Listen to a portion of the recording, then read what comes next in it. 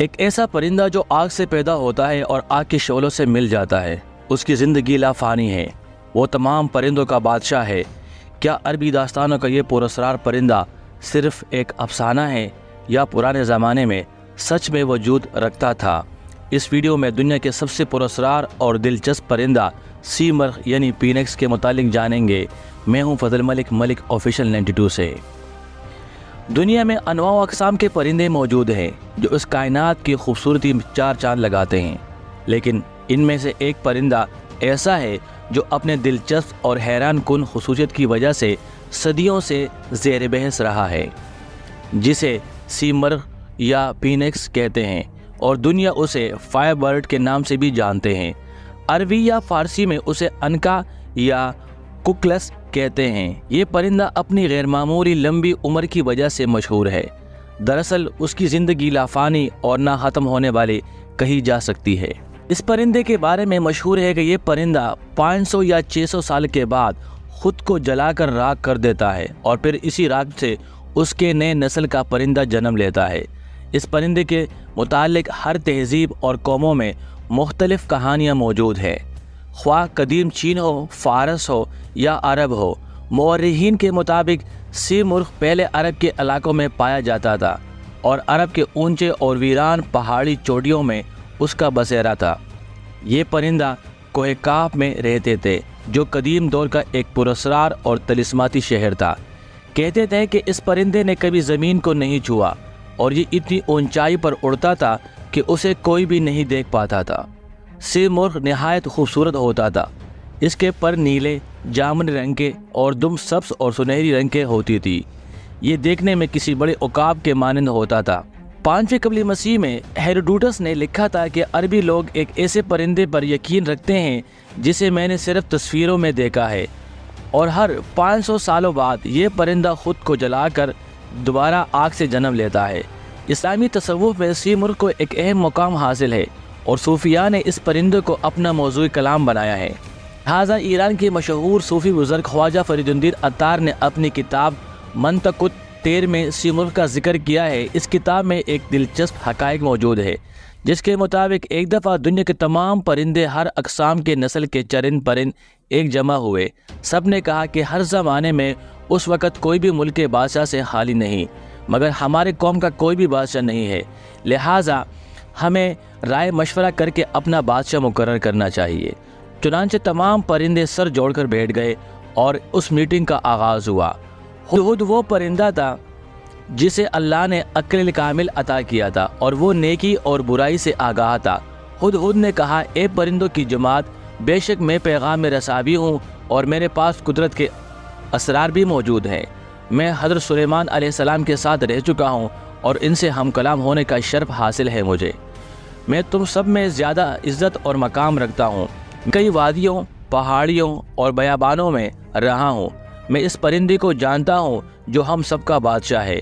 اگر تم میرے پیچھے چلو گے تو میں تمہیں اس تک پہنچا سکتا ہوں۔ بے شک ہم سب پرندوں کا بادشاہ وہی پرندہ ہے جس کا نام سی مرغ ہے اور وہ کوہ کاف کے وادیوں میں رہتا ہے۔ وہ تمام پرندوں کا سلطان ہے، مگر اس تک پہنچنے کا راستہ بہت لمبا اور طویل ہے۔ راستے میں بہت سارے خطرات، دریا، خشک زمینیں آتی ہیں۔ اس راستے پر چلنا کسی مضبوطی دل والے کا کام ہو سکتا ہے۔ لہٰذا پرندوں کے سلطان سی مرغ کے بارے میں جان کر پرندے اس کو دیکھنے کے لیے بے قرار ہو گئے۔ چنانچہ تمام پرندوں نے اس راستے پر چلنے کا پکا ارادہ کر لیا۔ سفر شروع کرنے سے پہلے ہدہد نے اس راستے کی تفصیل بتائی۔ اس نے بتایا کہ اس راستے میں تمام 7 وادی کو یاد کرنا ہوگا۔ پہلے وادی کا نام استغنا ہے۔ یہ وادی بے نیازی کی وادی ہے جہاں ہر چیز کی ویلیو حیثیت ختم ہو جاتی ہے۔ دوسری وادی عشق کی وادی ہے۔ اس وادی میں جو بھی جاتا ہے وہ آگ بن جاتا ہے۔ تیسری وادی طلب کی وادی ہے۔ اس وادی میں تکلیفوں اور مشکلوں کا سامنا کرنا ہوتا ہے۔ معرفت کی وادی ہے۔ اس وادی کی بے شمار راستے ہیں جہاں چلنے والا کھو جاتا ہے۔ 5ویں وادی توحید کی وادی ہے۔ اس وادی میں کثرت بھی وحدت نظر آتی ہے اور اس کا راستہ ایک پیچیدہ راستہ ہے۔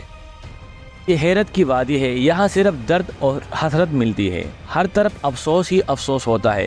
اور 7ویں اور آخری وادی فقر و پناہ ہے۔ یہ وادی فراموشی اور بے ہوشی کی وادی ہے۔ یہاں پہنچنے والا دیوانہ ہو جاتا ہے اور یہاں گم ہو کر رہ جاتا ہے۔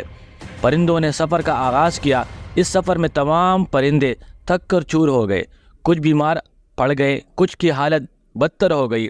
بلبل، طوطا، چکور، باز اور دوسرے اقسام کے پرندوں نے راستے میں ہی ہار مان لی، بالوں پر خون آلود ہو گئے۔ انہوں نے ایسا راستہ دیکھا جس کی کوئی انتہا نہ تھی۔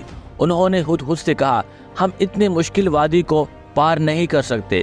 لہٰذا ہدہد نے ان وادیوں کے درمیان ایک جگہ پڑاؤ ڈالا اور تمام پرندوں کو جمع کیا۔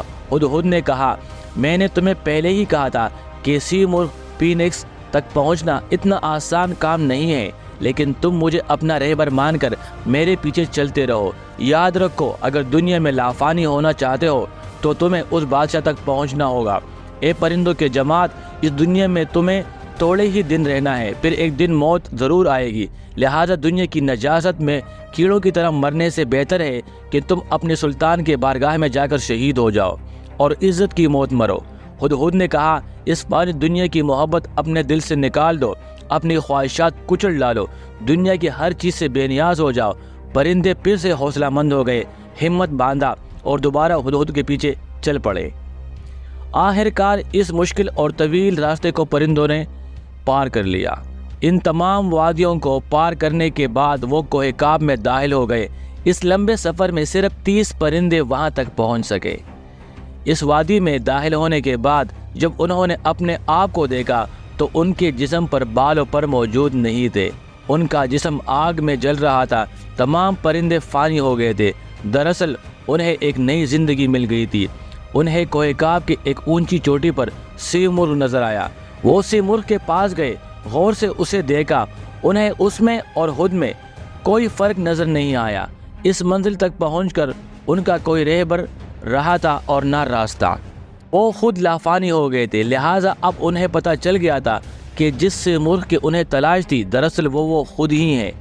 دراصل سیمرغ کے اس حقائق کے ضمن میں خواجہ فرید الدین عطار نے تصوف کا مکمل مقدمہ پیش کیا ہے، یعنی کس طرح ایک بندہ دنیاوی خواہشات، نفس پرستی اور ہر چیز کو نیست و نابود کرنے کے بعد تصوف کے تمام منزلوں کو سر کر سکتا ہے، اور جب انسان تمام منزل طے کر لیتا ہے تو فنا ہو جاتا ہے اور اسے معرفت مل جاتی ہے۔ ویور، میں امید کرتا ہوں سیمرغ کی اس کہانی میں، اس سٹوری میں جو سبق ہمیں حاصل ہے اس کا نچوڑ یہ ہے کہ دنیا کی ہر چیز فانی ہے اور صرف آخرت کی بقا ہے۔ میں امید کرتا ہوں آج کی یہ ویڈیو آپ کو ضرور پسند آئی ہوگی۔ کل تک کے لیے اجازت چاہتے ہیں۔ اللہ نگہبان۔